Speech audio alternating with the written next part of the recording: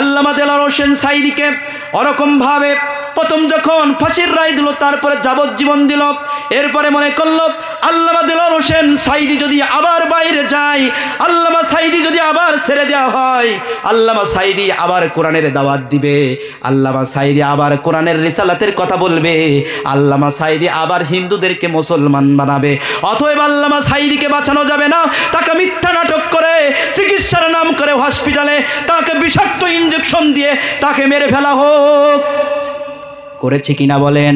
যারা আল্লামা দেলোয়ার হোসেন সাঈদী একজন জনপ্রিয় মানুষ, যেদিন আল্লামা দেলোয়ার হোসেন সাঈদী যেদিন মারা গিয়েছিল, এটা হাদিসের কথা, যখন ভালো মানুষ মারা যায় তখন আসমানটা থির হয়ে যায়, জমিনটা থির হয়ে যায়, একটা নিরাকার হয়ে যায়। বলেন তো সাঈদী সাহেব যেদিন মারা গিয়েছিলেন এরকম একটা ভাব ছিল কিনা বলেন?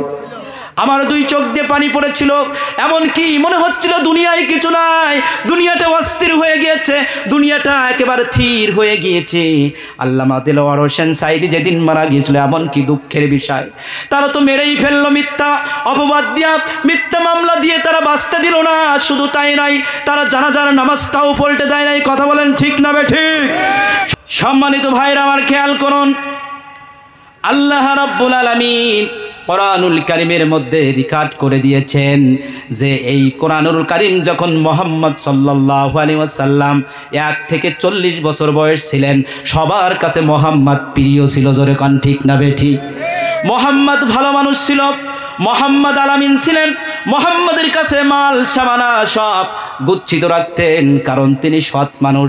বিশ্বনবী যখনই এই কোরআনের দাওয়াত দিতে লাগলেন, যখনই বললেন তোমার বাপের আইন চলবে না, যখনই বললেন তোমার দাদার আইন চলবে না, একমাত্র আল্লাহর আইন চলবে, তখনই বললেন মুহাম্মদ পাগল হয়েছে। কথা কন না কেন? আরো জোরে বলেন। যখনই কোরআন প্রতিষ্ঠা করতে চাইলেন, তখনই বলে মুহাম্মদ জাদুকার, মুহাম্মদ পাগল হয়েছে, মুহাম্মাদের কথা শোনা যাবে না। তখন বিশ্ব নবীকে তখন বললেন, আবু জাহেল বললেন, وقال الذين كفروا لا تسمعوا لهذا القرآن, যে মুহাম্মদ যেখানেই কোরআন পড়বে ওই কোরআন শোনা যাবে না। শুধু শোনা যাবে তাই নয়, যেখানে তাফসীর মাহফিলের আয়োজন করবে, মুহাম্মদ যেখানেই কোরআনের ব্যাখ্যা করবে ওইখানে তোমরা হট্টগোল বাজায় দাও, মারামারি বাজায় দাও। বিগত 15 বছর আগে আমরা দেখেছি কিনা বলেন? আরো জোরে বলেন, দেখেছি কিনা? তাহলে এবার আপনাদের কাছে আমি একটু প্রশ্ন নিতে চাই, বলেন তো এই কোরআনে বাধা দিয়েছিল কে? বলেন। আবু জাহেল। আরো জোরে বলেন, কে বাধা দিয়েছিল? তাহলে আবু জাহেল যদি কোরআনে বাধা দিয়ে কাফের হয়, তাহলে শুধু আবু জাহেল নয়, আবু লাহাব নয়, যত মানুষ এই কোরআনে বাধা দিয়েছে আল্লাহর ভাষায় তারা কাফের। বলেন তারা কি? এখন আপনাদের কাছে প্রশ্ন করতে চাই, এখনো বর্তমানে যারা কোরআনে বাধা দেয় এরা কি? আরো জোরে বলেন, এরা কি? তাহলে আল্লাহর ভাষা, এটা আমার ভাষা না আল্লাহর ভাষা। এখনো বর্তমান যারা কোরআনে বাধা দেয়, অতীতে যারা বাধা দিয়েছে, এখনো যারা কোরআনে বাধা দিতে চায়, ভবিষ্যতে যারা কোরআনে বাধা দিবে, আল্লাহর ভাষা এরা কাফের, কাফের, কাফের। ঠিক কিনা বলেন? এটা আমার ভাষা। কার ভাষা? রাগ করেছেন? আমার পরে রাগ করেছেন? কথা কার? কথা আমার না আল্লাহর। আল্লাহর এই স্বৈরা শাসক জালিম সরকার চেয়েছিল আমার বাবার আইন প্রতিষ্ঠা হবে, আমার বাবার দাদার আইন আছে এই বাংলাদেশে, আমার বাপ দাদার আইন প্রতিষ্ঠা হবে, আমি যা বলবো তাই হবে। কিন্তু আল্লাহ সুযোগ দেয়, কিন্তু আল্লাহ ছাড় দেয়, যখন ধরে আর ছাড়ে না। কথা কন না কেন? বলেন বলেন, কত সাল টার্গেট দিয়েছিল? 41 সাল। সে আল্লাহ রাব্বুল আলামিন দেখেন এমন ধরা ধরেছে, দুপুরের খাবারটা তার কপালে জুটে নাই। কথা বলেন ঠিক না বেটে? এ ক্ষমতার মালিক কে? আরো জোরে বলেন, কে? যে ক্ষমতার বাহাদুরি করবে। যুগে যুগে আল্লাহ রাব্বুল আলামিন শিক্ষা দিয়েছেন ফিরাউনকে, নমরুদকে। এখনো পর্যন্ত যারা এই কোরআনের সাথে বেয়াদবি করবে, আজকের আবু জাহেল এই কোরআনে বাধা দেওয়ার কারণে, কোরআনের সাথে বেয়াদবি করার কারণে, আবু জাহেলের নাম ছিল আবুল আহকাম, জ্ঞানের পিতা। ঠিক কিনা বলেন? কি বলেন? কিন্তু এই কোরআনের বিরুদ্ধে ষড়যন্ত্র করার কারণে আল্লাহ তারা নাম দিয়েছেন আবু জাহেল, মূর্খের পিতা। কথা বলেন ঠিক না বেঠিক? এই কোরআনে যারা বাধা দিতে আসবে, আজকের দেখেন আবু জাহেল কোরআনে বাধা দেওয়ার কারণে যারা সৌদি আরব মক্কা শরীফে যারা হজ করতে যায়, তারা জানেন যে ওই মক্কা শরীফে একটা আন্তর্জাতিক টয়লেটখানা আছে। কার নামে? কথা বলতে হবে কার নামে? কি কারণে? এই কোরআনের যারা বাধা দিয়েছে তারা নিশ্চিহ্ন হয়ে গেছে এই দুনিয়া থেকে, কিন্তু কোরআনের জায়গায় থেকে গিয়েছে। আমরাও চাই যারা এই কোরআনের এত আলেম ওলামাকে হত্যা করলো, কোরআনের বিরুদ্ধে কথা বললো, এই জালেম সরকারের এরম নামে একটা টয়লেট হওয়া চাই। কথা বলেন ঠিক না বেঠিক? কারা কারা রাজি চান? আরো জোরে বলেন, কারা কারা রাজি আছেন? দুই হাত তুলে আল্লাহকে দেখান। নারায়ে তাকবীর, লিল্লাহি তাকবীর। আপনি চেয়েছিলেন মানুষের জোর করে ভালোবাসা আদায় করা যায় না। কথা বলেন ঠিক না বেঠিক? মানুষের কি জোর করে ভালোবাসা আদায় করা যায়? যায় না। আপনি চেয়েছিলেন, আমার আল্লাহ চেয়েছেন ইব্রাহিম আলাইহিস সালাম তোমাদের জাতির পিতা, কিন্তু তুমি চেয়েছিলে বঙ্গবন্ধু শেখ মুজিবের জাতির পিতা। কথা বলেন ঠিক না বেঠিক? চেয়েছিল কিনা বলেন? কিন্তু দেখেন, আপনি মেরেছেন, আমাদের হামলা দিয়েছেন, আপনি আমাদের মামলা দিয়েছেন, আপনি জেল জরিমানা দিয়েছেন, বাড়িতে ঘুমাতে দেন নাই, চাকরি নষ্ট করে দিয়েছেন, এই হুমকি আমাদেরকে দিয়েছেন। আর আমাদের মতো এমন এক গ্রুপের আলেমরা আপনার বাবাকে জাতির পিতা বলে ঘোষণা করেছে। আল্লাহর কসম দিয়ে বলি, আমরা যেটা করেছি সেটা ভয়ে করেছি, ভালোবেসে তোমার বাবাকে আমরা জাতির পিতা বলে নাই। কথা কোন ঠিক না বেটি? বলেছি নাকি? ভালোবাসাই বলেছি না ভয়ে? মার দিয়েছে, হামলা দিয়েছে, আমাদেরকে কিসকাস দিয়েছে, এজন্য আমরা তোমার বাবাকে বাতির পিতা বলেছি। কিন্তু আমার আল্লাহ রব্বুল আলামিন কোরআনুল কারীমের মধ্যে মিল্লাত আবিকুম ইব্রাহিম, তিনি বলেছেন জাতির পিতা ইব্রাহিম আলাইহিস সালাম। বলেন তো সেই জাতির পিতা ইব্রাহিম এখনো আমাদের অন্তরে আছে না নাই? আরো জোরে কারণ অন্তরে আছে না নাই?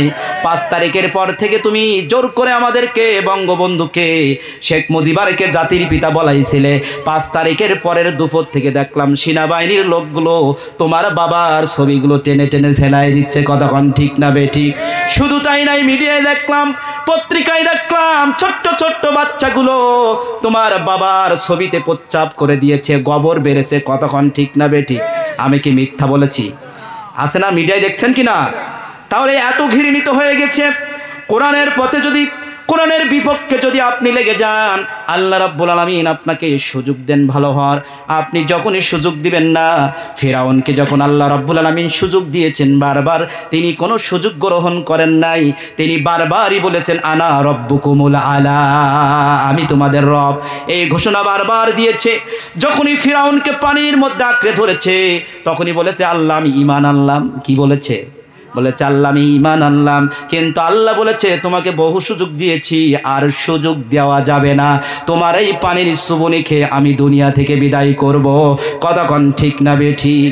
বর্তমানে এখনো যারা কোরআনের বিপক্ষে লাগতে এসেছে, যারাই লাগতে আসবে, তারাও এরকম ভাবে ফিরাউনের মতো পানির চুবনি খেয়ে দুনিয়া থেকে বিদায় হবে। কতক্ষণ ঠিক না বেঠিক? আপনি কতই না অপমানিত হলেন, আপনি কত কোরআনের বিপক্ষে লাগলেন। আপনি আল্লামা দেলোয়ার হোসেন সাইদি সহ গোলাম আজম মতিউর রহমান নিজামী, কাদের মোল্লা, আলী হাসান মুজাহিদকে মিথ্যা সাক্ষী দিয়া আপনি নিষ্পাপ প্রাণগুলো আপনি ফাঁসির কাস্টে ঝোলাইয়া দিয়েছেন। বলেন তো, যারা আল্লামা দেলোয়ার হোসেন সাইদি হাতে যারা হাজারো হাজার মুসলমান হয়েছে, বলেন তো এই লোকটাকে যারা ফাঁসি দিয়ে, এই লোকটাকে যারা জেলের মধ্যে বিষ পান করাইছে, ইনজেকশন পুশ করে মেরেছে, এরকম লোক আপনারা জমিনে দেখতে চান? আপনারা দেখতে চান? কারা কারা দেখতে চান না? দুই হাত তুলে আল্লাহকে দেখান। লিল্লাহি তাকবীর, নারায়ে তাকবীর। আপনারা কষ্ট পাচ্ছেন? মনে হচ্ছে যে এলাকার ছেলে কি বা শুনবো, এরকম কিছু না। কিন্তু যে কয়জন আছেন, আল্লাহ আস্তে আস্তে করে আলোচনার দিকে যায়। দেখেন, আজকের আমি যে আলোচনা আপনাদের সামনে গুরুত্বপূর্ণ একটা মেসেজ নিয়ে এসেছি। ও দুনিয়ার মানুষ, শুধু আমরা নয়, আমার নবীকে কেন দুনিয়ায় আল্লাহ পাঠালেন এটা জানার দরকার আছে না নাই? এবং এই কোরআন কেন পাঠালেন, তাহলে দুইটা বিষয় আজকের শুনবো আমরা। আল্লাহ এই কোরআন কেন আমাদের মাঝে পাঠালেন, আর নবীকে কেন পাঠালেন এটা জানার দরকার আছে না নাই? আরো জোরে বলেন আছে না নাই? আরো জোরে বলেন আছে না নাই? এই কোরআন আল্লাহ রাব্বুল আলামিন কেন পাঠালেন? সম্মানিত ভাইরা খেয়াল করুন, এই কোরআনের একটা উদ্দেশ্য আছে। আমরা মনে করি, মনে হয় এই কোরআনটা সকালে একটু পড়বে আর মুখে চুমা দেবে, এই জন্য কোরআন এসেছে মনে হয়। আপনারাই কারে গ্যারান্টি দিচ্ছেন কি জন্য এসেছে এই কোরআন? আপনি মনে করছেন এই কোরআন মনে হয় তাবিজ লিখার জন্য, তাবিজ লিখে গলায় ঝুলিয়ে রাখার জন্য মনে হয় কোরআন এসেছে, এই জন্য কোরআন এসেছে নাকি? এই জন্য কোরআন আসে নাই। কোরআনের একটা উদ্দেশ্য আছে, এই উদ্দেশ্যের কথা বলবেন কে? কোরআন এসেছে এই অশান্ত সমাজটাকে শান্ত করার জন্য, অসভ্য মানুষটাকে সভ্য বানানোর জন্য, অভদ্র মানুষটাকে ভদ্র বানানোর জন্য এই কোরআন এসেছে। চিৎকার দেখুন ঠিক না বেঠি? আল্লাহ রাব্বুল আলামিন বলছেন আলিফ লাম রা কিতাবুন আনজালনাহু ইলাইকা লিতুখরিজান নাস মিনাজ-যুলুমাতি ইলান নূর। জোরে বলেন আল্লাহু আকবার। আল্লাহ রাব্বুল আলামিন বলছেন, হে বিশ্বনবী, আমি আপনার কাছে আসমান থেকে একটা কিতাব পাঠিয়েছি। এই কিতাবটার নাম হলো কোরআনুল কারীম। এই কিতাবটা আমি পাঠিয়েছি ওই পথহারা মানুষদেরকে, অন্ধকারচ্ছন্ন মানুষকে, অভদ্র মানুষটাকে তুমি আলোর পথ দেখাবা, এই জন্য কোরআন পাঠিয়েছি। জোরে কোন সুবহানাল্লাহ, আরো জোরে কোন সুবহানাল্লাহ। আল্লাহ তাআলা তাহলে বললেন, এখন আপনাদের প্রশ্ন হতে পারে, হুজুর এই অন্ধকার কারে বলে আর এই আলো কারে বলে? আমি তো বুঝলাম না। এই অন্ধকার বলা হয় এটা, কারণ সময় আমার কম, যেহেতু বিস্তারিত বলতে পারবো না। গুরুত্বপূর্ণ মেসেজগুলো আপনাদের সামনে দিতে চাই, কারণ আপনাদের সামনে, আপনাদের এলাকার ছেলে হলেও আমি আপনাদের সামনে অনেক দিন কথা বলে নাই। কথা কোন ঠিক না বেঠিক? এই অন্ধকার মানে হলো, অন্ধকার হলো শয়তানের পথ, অন্ধকার হলো মদ, অন্ধকার হলো জুয়া, অন্ধকার হলো এই কোরআনের আইনকে বাদ দিয়া নিজের আইন তৈরি করা। এটার নাম কি? আরো জোরে বলেন, এটার নাম কি? এটার নাম হলে তাগুত। এটার নাম কি বলে? এটার নাম তাগুত। তাগুত বলা হয় তাকে। তাগুত কাদের বলা হয়? যারা আল্লাহর কোরআনের আইনকে বাদ দিয়া, যারা হাদিসকে বাদ দিয়া তারা তাদের নিজের আইন তৈরি করতে চায়, এদের নাম হলো তাগুত। আল্লাহটা বাদ দিয়া নিজের আইনকে প্রতিষ্ঠা করতে চায়, এটার নাম কি? আরো জোরে বলেন, এটার নাম কি? এটার নাম অন্ধকার। এটার নাম কি? অন্ধকার। সুদ, ঘুষ, খুন, রাহাজানি, জিনা, এই সবগুলো হলো অন্ধকার। আল্লাহ বলছেন এই কাজে যারা নিমজ্জিত আছে, যারা পরিচালিত আছে, ওই মানুষদেরকে তুমি আলোর পথে নিয়ে আসবা। আল্লাহর পথ মানে হলো আল্লাহর কোরআনের পথ। জোরে কোন সুবহানাল্লাহ, আরো জোরে কোন সুবহানাল্লাহ। তাহলে আলোর পথ কি? কোরআনের পথ। এখন শয়তানের পথ, আল্লাহ বলছেন তোমরা নামাজ পড়ো, শয়তান বলছে তোমরা নামাজ পড়ো না। এখন কারটা মানবেন বলেন? আরো জোরে বলেন, কারটা মানবেন? আল্লাহরটা মানবো? যদি শয়তানেরটা মানি তাহলে আমরা কি হয়ে যাব? আরো জোরে বলেন, কি হয়ে যাব? কাফের হয়ে যাব। আল্লাহর কোরআনের আইন যদি অস্বীকার করি, কাদিয়ানি গোলাম মোহাম্মদ কাদিয়ানি একটা শব্দ অমান্য করার কারণে আমরা কি বলেছি? সব আলেম উলামা ঐক্যমত হয়ে তাদেরকে বলেছি কাফের। কেন? খতামুন নবিয়্যিন, যে শুধু আমাদের নবীকে শেষ নবী মানে না। ওরে নাকি আল্লাহ স্বপ্নে দেখাইছে যে মোহাম্মদ শেষ নবী না, ও নাকি শেষ নবী। নাউজুবিল্লাহ। আস্তা বলেন, আরো জোরে বলেন নাউজুবিল্লাহ। সম্মানিত ভাইরা আমার, খেয়াল করুন, আর একটা দুঃখের বিষয় আপনাদের সামনে আলোচনা করে আমার আলোচনার মধ্যে আমি ঢুকতে চাই। আল্লাহ রাব্বুল আলামিন এই দেখেন, এই পোস্টারের মাঝে কি লেখা আছে দেখেন তো? কি মাহফিল এটা? তাফসিরুল কোরআন মাহফিল। কিন্তু এমন একটা সময় ছিল, এখান থেকে 15 বছর আগে, 15 বছর ধরে এমন একটা সময় ছিল যে এই তাফসিরুল কোরআন মাহফিলটাও আমরা লিখতে পারতাম না। কথা বলেন না কেন? কি লিখতে হতো? হালকাই জিকির আর ওয়াজ মাহফিল। কথা বলেন। আপনারা দেখেছেন, আমি মনিরামপুরে থাকতাম, এখন মনিরামপুরে থাকি না। 17 বছর মনিরামপুর কাটা, এখন ঝিকর গাছায় আছি। তা মনিরামপুরের এক আমলিকের নেতা, বড় নেতাদেরকে পাতি নেতারা যে বলে, হুজুর তা দেখলাম অমুক জায়গায় মাহফিল হচ্ছে, তা তাফসিরুল কোরআন মাহফিল লেখা। তা কি হয়েছে? এরা তো অর্থও জানে না, কোরআন পড়তেও জানে না। বলে কি হয়েছে তাই? বলে ওখানে তাফসিরুল কোরআন মাহফিল করে কারা জানো? ইসলামী সংগঠন করে যারা তাফসিরুল কোরআন মাহফিল করে তারা। অতএব এই মাহফিল হতে দেওয়া যাবে না। কথা কোন ঠিক না বেটি? এই পাতি নেতারা কাতায় এই বড় নেতাদের কানে লাগা, এরা তো পড়তে জানে না তাফসির মানে কি। কিন্তু এই তাফসির করতে হবে স্বয়ং বলেছেন কে? আরো জোরে বলেন, বলেছেন কে? আল্লাহ রাব্বুল আলামিন সূরা নাহলের 144 নম্বর আয়াতের মাঝ অংশে আল্লাহ রাব্বুল আলামিন বলছেন, ওয়া আনজালনা ইলাইকায যিকরা লিতুবাইয়িনা লিন-নাস। জোরে বলেন আল্লাহু আকবার। আল্লাহ তাআলা বলছেন, ওয়া আনজালনা ইলাইকায যিকরা, হে বিশ্বনবী। কে বলছেন? আল্লাহ বিশ্ব নবীকে বলছেন আমি আপনার পরে একটা কিতাব নাজিল করেছি, এই কোরআনুল কারীম তুমি মানুষদেরকে তু বাইয়্যিনা, বাইয়ান মানে হলো বর্ণনা করা, তু বাইয়্যিনা লিন্নাস, এখানে বললেন তুমি মানুষের মাঝে তাফসীর করে করে কোরআনটা শোনাও। জোরে কোন সুবহানাল্লাহ, আরো জোরে বলেন সুবহানাল্লাহ। তাহলে তাফসীরুল কোরআন মাহফিল করতে হবে, আমার আল্লাহ লিখেছেন। আর ওরা বলে নাকি জামাত শিবির এই তাফসীরুল কোরআন মাহফিল দেয়, চিল্লায় কোন ঠিক না বেঠিক? তাহলে তাফসীরুল কোরআন মাহফিল এখানে করতে হবে বলেছেন কে? এখন আপনাদের কাছে আরেকটু প্রশ্ন করতে চাই, আপনারা সঠিকভাবে জবাব দিবেন। বলেন তো এই কোরআনটা মরা মানুষের জন্য নাজিল হয়েছে না জীবিত? সবাই বলেন, আরো জোরে বলেন, আপনারা একমত? তাহলে এই কোরআনটা এবার আপনাদের কাছে আরেকটু প্রশ্ন ছড়াতে চাই, বলেন তো আমরা এই কোরআনটা মারা গেলে বেশি কাজে লাগাই না জীবিত অবস্থায়? আসতে বলেন, আরেকটু আসতে বলেন। ভয় পাচ্ছেন নাকি? বাড়িতে বলে আসছেন যে আজকের মাহফিলে মুখই খুলবো না, এরকম কিছু নাকি? তাহলে আপনারাই বললেন আল্লাহ এই কোরআন জীবিত মানুষের জন্য নাজিল করেছেন। আমার আল্লাহ বলছেন এই কোরআন জীবিত মানুষের জন্য নাজিল করেছেন, কিন্তু আপনি মুখে স্বীকার করলেন, কিন্তু বাস্তবে সেটা আপনি পালন করেন নাই। মানুষ যখন মারা যায় বেশি আমরা পালন করি, কথা বলেন ঠিক না বেঠিক?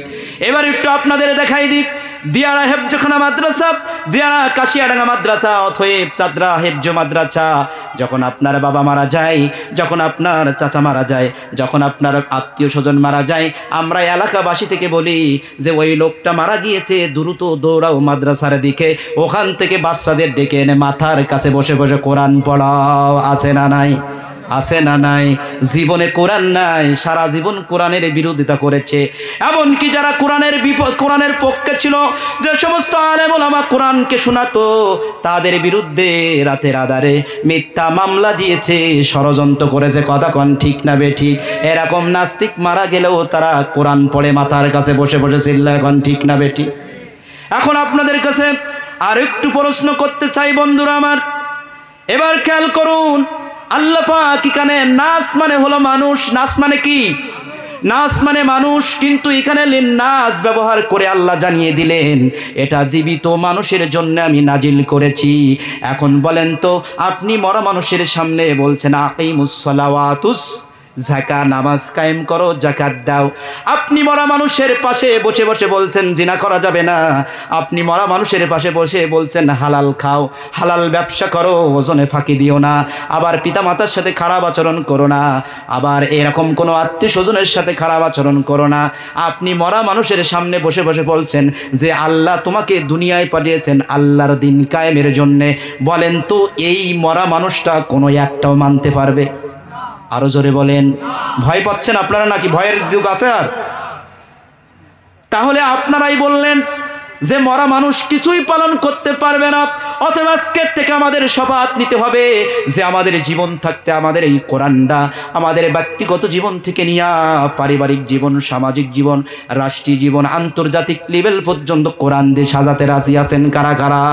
দুই হাত তুলে আল্লাহকে দেখান। নারায়ে তাকবীর, লিল্লাহি তাকবীর। আপনারা কষ্ট পাচ্ছেন? আমার আলোচনা যেহেতু আমি বেশি করতে পারবো না, এই জন্য আমি শাখা প্রশাখা করছি না। অন্য সাইডের মা বোনদের নিয়ে কিছু কথা বলতে হতো, আবার পর্দা নিয়ে কিছু কথা বলতে হতো, সব সাইডে বলতে হতো, কিন্তু আমার সময় তো মাত্র 40-50 মিনিট। আমি কি বলবো? এখন আমি গুরুত্বপূর্ণ মেসেজগুলো আপনাদের দিতে চাই। আপনারা কষ্ট পাচ্ছেন এই কোরআনের কথাগুলো? তাহলে আপনারাই স্বীকার করলেন মরা মানুষের জন্য কোরআন আসে নাই, জীবিত মানুষের জন্য কোরআন। সবচেয়ে দুঃখজনক হলো সত্য, আল্লাহর কসম দিয়ে পড়ি, আমি এই লাউড়ি রামনগর কামিল মাদ্রাসা এখান থেকে কামিল পাশ করেছি।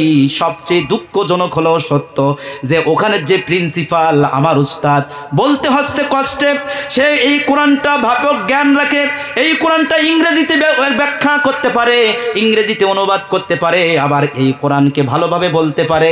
তারপরেও তিনি ওই নাস্তিকদের দাবিদারি করার জন্য, ওই জালেম সরকারকে খুশি রাখার জন্য তিনি তার কোনো হক কথা প্রকাশ করে নাই।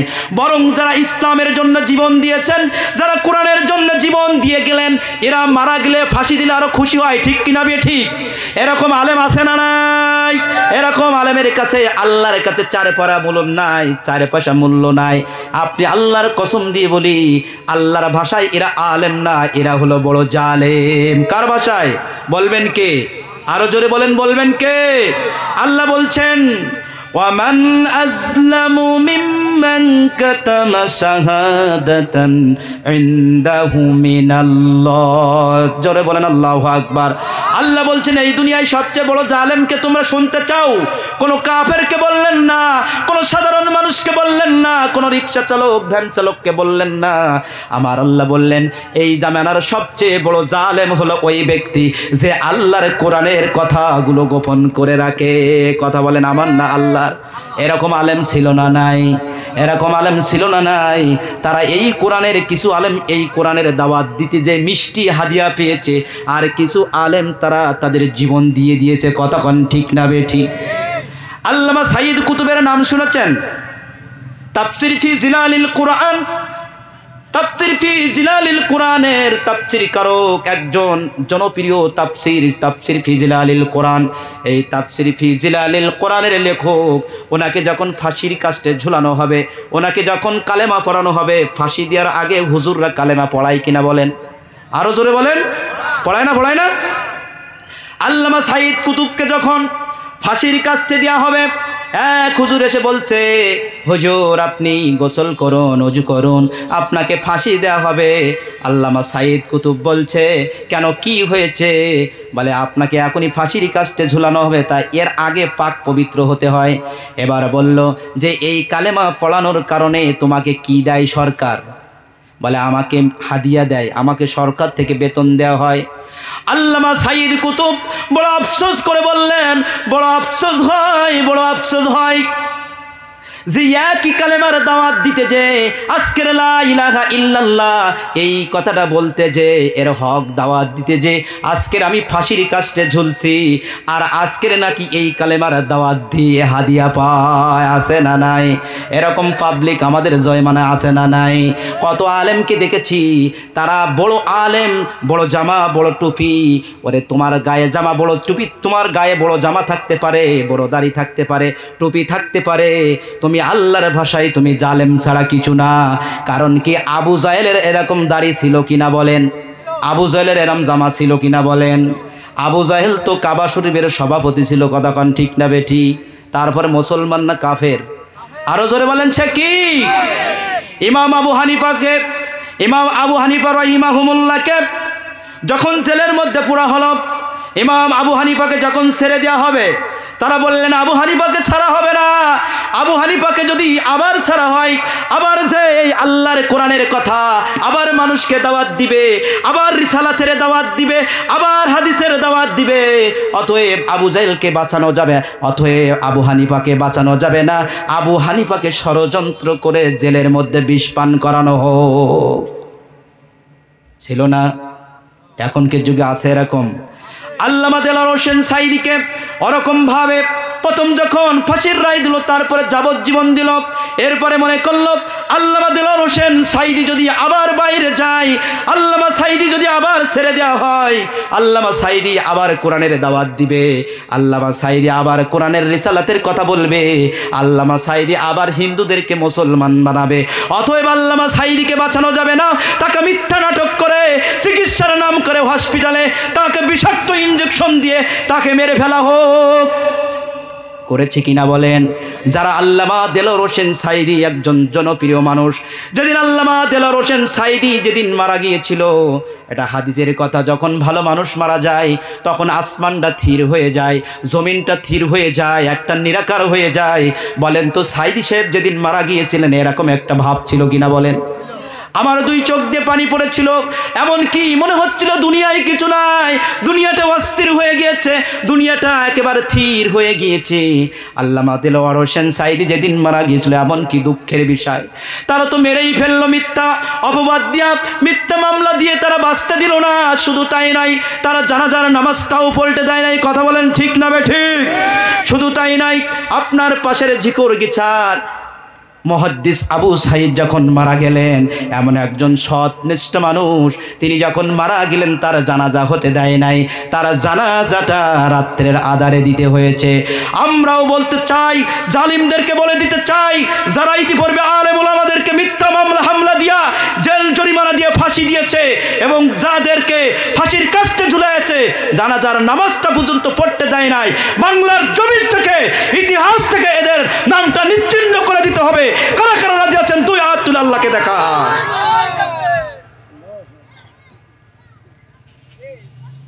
রাজি আছেন আপনারা? দুঃখজনক হলেও এটা সত্য না? এটাই তো সত্য। মুহাদ্দিস আবু সাঈদ, আমি ওখানে থাকি, শুনেছি ওনার কাজ, রাস্তার কাজ বাকি থেকে ৬০,০০০ টাকা বেঁচেছিল। কয় হাজার? ৬০,০০০ টাকা বেঁচেছিল। উনি সেই বাইতুল মালে দিয়ে এসছে। সবাই অবাক হয়ে গিয়েছে যে অন্য এমপি মন্ত্রীরা জায়গা করে, বাড়ি করে, থাকে একতলা বাড়ি, হয়ে যায় বিদেশে 5টা বাড়ি। কথা কন ঠিক না বেটি? এরকম নেতা দেখতে চান? এরকম নেতা দেখতে চান? কেমন নেতা? আপনি জেনে বেনামাজির, আপনি নিজে নামাজ পড়লেন, নিজে রোজা রাখলেন, নিজে হজ করলেন, আপনার নেতা যদি মুশরিক হয়ে যায়, আপনার ঠিকানা কোথায়? আরো জোরে বলেন কোথায়? আপনি নামাজ পড়ছেন, হিন্দুকেও নেতা বানাচ্ছেন ভোট দেয়া, আপনি যাবেন কোথায়? আল্লাহ বলছেন, ইয়াউমা নাদউ কুল্লা উনাসিন বিইমামিহিম। আল্লাহ বলছেন যে কিয়ামতের দিন প্রত্যেক নেতাদের সাথে প্রত্যেক কর্মীদের উঠানো হবে। কথা কার? আপনি যে নেতার দল করবেন সেই নেতার সাথে আপনার হাসর নাসর হবে। এখন আপনি যদি বলেন স্বপন ভট্টাচার্য আমার নেতা, বলেন তো কিয়ামতের দিন কার সাথে উঠবেন? আপনি যাবেন কোথায় তখন? আল্লাহ বলবেন, ওই নেতাদেরকে, ওই কর্মীদেরকে ডাক দিবেন, এ কর্মীরা শোনো, কিয়ামতের ময়দানে আল্লাহ বলবেন, এ কর্মী, তুই অমুকের দোকান ভেঙেছিলির কেন? তুই সুদ খেয়েছিলির কেন? বল, তুই অমুকের কাছ থেকে চাঁদা আনিয়েছিলির কেন? রাত্রের অন্ধকারে তুই ওদেরকে মামলা দিয়েছিলির কেন? এক পাও কাটাতে পারবেন না আপনি। ওই দিন কর্মীরা বলবে, আমি কিছুই জানি না।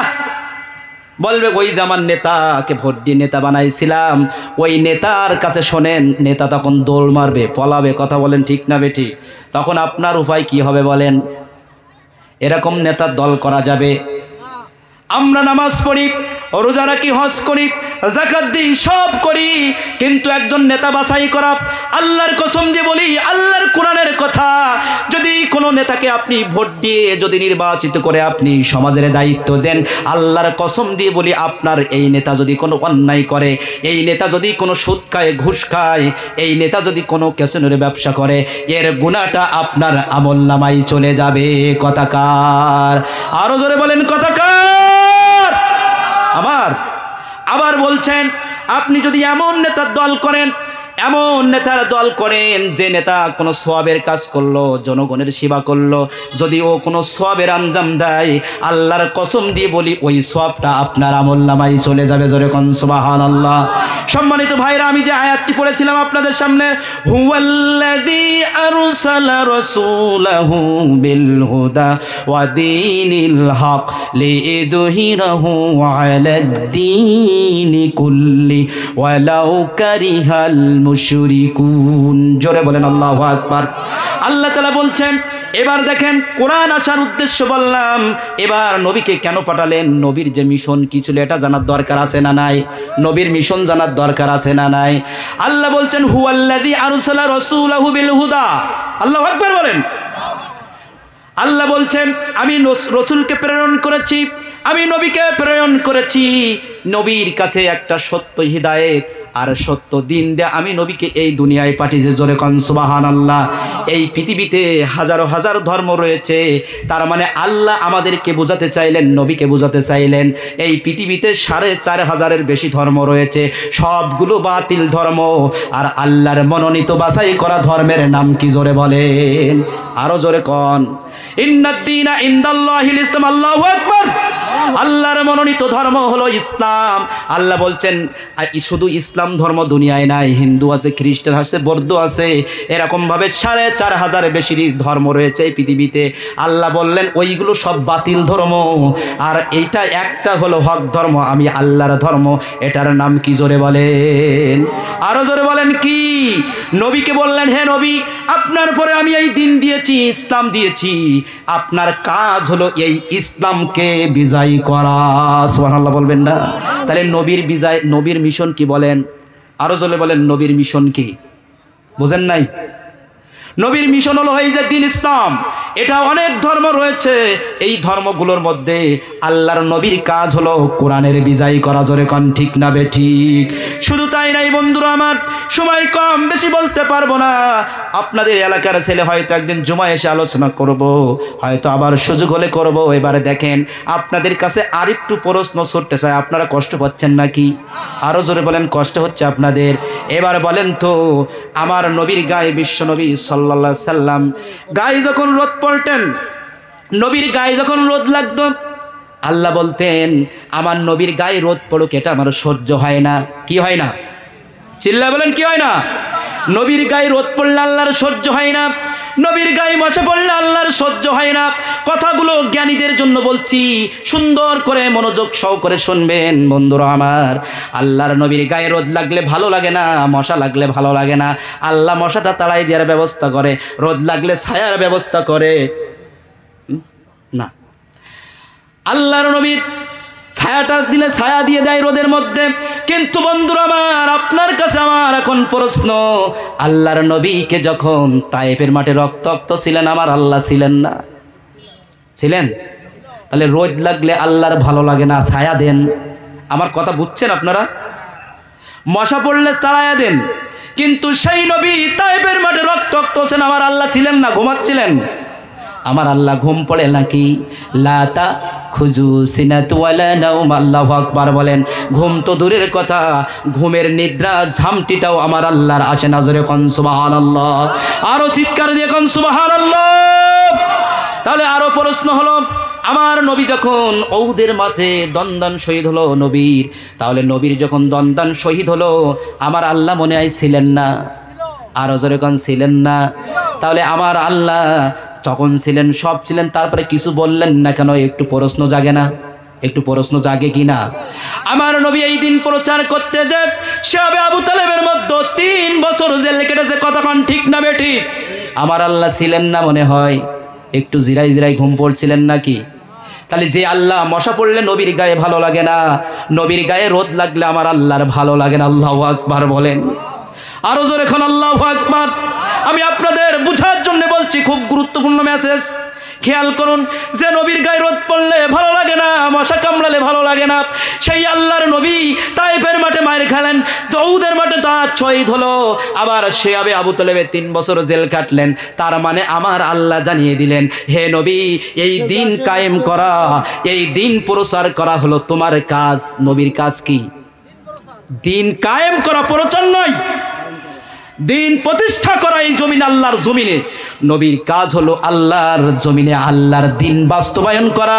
আমার আল্লাহ নবীকে জানিয়ে দিলেন, হে নবী, আপনার গায়ে মশা পড়লে আমি তাড়ায়া দেব, রোদ লাগলে ছায়া দেব, কিন্তু আপনার প্রধান যে মিশন, দিন কায়েম করা, দিন প্রতিষ্ঠা করা, এই কাজ করতে যে তোমার জীবন যাবে কি, তুমি মৃত্যু হবে কি, তুমি মারা যাবে কি, তুমি হামলা খাবা না তোমার দাঁত যাবে, আমি আল্লাহর দেখার বিষয় না। তোমার কাজ দিন কায়েম করা, তুমি দিন প্রতিষ্ঠা করবা, এটাই তোমার কাজ। এখন নবী নাই, আছে নাকি? এখন এই কাজ কার? আরো জোরে বলেন, এই কাজ কার?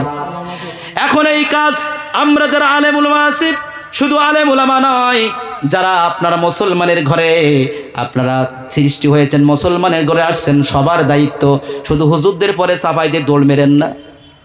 কি শুধু কি ইসলাম হুজুরদের নাকি? বলেছে হুজুর হয়েছে, আলেম হয়েছে, তা হুজুর পড়ে না, তা আমি করবো? কারণ হুজুরের কবরে কি আপনি যাবেন নাকি? আপনার কবরে আপনি যাবেন। কথা বলেন ঠিক না বেঠি? তাহলে সেই নবী এত নির্যাতিত হলেন। নবী 1 থেকে 40 বছর বয়স পর্যন্ত তিনি আলামিন ছিলেন, তিনি সত্যবাদী ছিলেন, তিনি সবার প্রিয় মানুষ ছিলেন। তিনি যখন এই ঘোষণা করলেন যে আমার মিশন হলো দিন প্রতিষ্ঠা করা, দিন কায়েম করা, অতএব আমি আল্লাহর জমিনে এই দিন কায়েম করতে চাই, তখনই খালু বেজার কথা বলেন না কেন? আরো জোরে বলেন। আমার নবী যখন দিন প্রতিষ্ঠা করতে গেলেন, নবীকে ডাকলেন, ভালো মুখে অফার দিলেন, হে বিশ্ব নবী তুমি কি চাও? আবু জাহেল আবু লাহাবরা ডাকলেন, বলেন তুমি কি চাও? তুমি যদি আরবের সবচেয়ে সুন্দরী নারী চাও তোমাকে দেয়া হবে। বিশ্ব নবী কি নিয়েছিলেন নাকি? আমার নবীকে বললেন তুমি যদি আরবের সব সম্পত্তি চাও তোমাকে সম্পত্তি দেওয়া হবে, কিন্তু তুমি আল্লাহর জমিনে এই আল্লাহর কোরআন আইন প্রতিষ্ঠা করতে পারবা না। আমার নবী আপনার নবী কি এই কাজে তিনি কি সম্মতি দিয়েছিলেন নাকি? বিশ্ব নবী যেই শুনলেন না, যেই মানলেন না, বিশ্ব নবীকে বললেন, বিশ্ব নবীকে হত্যা করার আদেশ দিলেন। কথা বলেন ঠিক না বে ঠিক? বিশ্ব নবীকে বললেন কি গ্রেফতার করো, এরপরে বললেন বিশ্ব নবীকে দেশ থেকে তাড়িয়ে দাও। এরকম বন্ধুরা আমার, ভাইরা আমার, আল্লামা দেলোয়ার হোসেন সাঈদী যখন 13 বছর যখন কারারুদ্ধ ছিলেন, আল্লামা দেলোয়ার হোসেন সাঈদীকে এরকম অফার দেওয়া হয়েছিল, তুমি ওই দল ছেড়ে দাও, ইসলামী সংগঠন তুমি ছেড়ে দাও। তুমি যদি ছেড়ে দাও তুমি কি চাও? তুমি যদি বড় সিয়াস চাও তোমাকে দেওয়া হবে। কথা বলেন। তুমি যদি যা চাও তোমাকে সব দেওয়া হবে, একটা সত্য তুমি জামাত ইসলামী বাংলাদেশ করতে পারবা না। কথা বলেন ঠিক না বে ঠিক? সাঈদী সাহেব কি মেনেছিলেন নাকি? না মানার কারণে যখনই আল্লামা দেলোয়ার হোসেন সাঈদী যখনই মানে নাই, যখনই বাতিলের কাছে মাথা নত করে নাই, ওরকম আল্লামা দেলোয়ার হোসেন সাঈদীকে ওরকম তারা সিদ্ধান্ত নিল সাঈদী সাহেবকে আর বাঁচতে দেওয়া যাবে না।